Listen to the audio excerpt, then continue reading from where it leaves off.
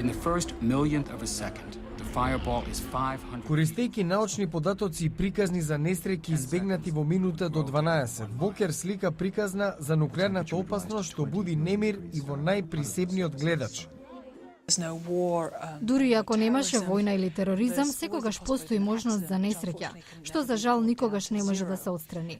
Во светот постојат околу 23.000 парчиња нуклеарно оружје и како поминува времето, за жал прашање е кога тоа ќе биде употребено, а не дали.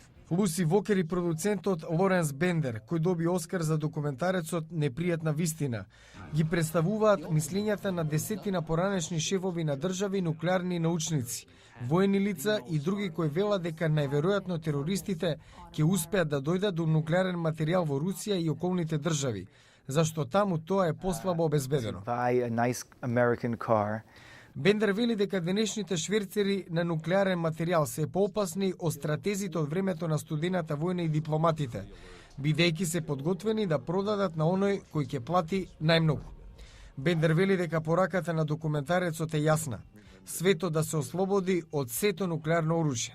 Тука се поставува прашањето како тоа да се случи кога на Соединетите Американски држави и Русија отпаѓаат преку 95% од нуклеарните залихи.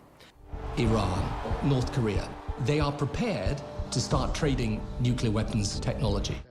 Тие треба да предводат во напорите, одговара Бендер. Иако е валидно да се постави прашањето дали филмот има политичка позадина, факт е дека темата што обработува сепак не може да се игнорира. No nuclear weapons. Zero. Zero nuclear weapons. Nol.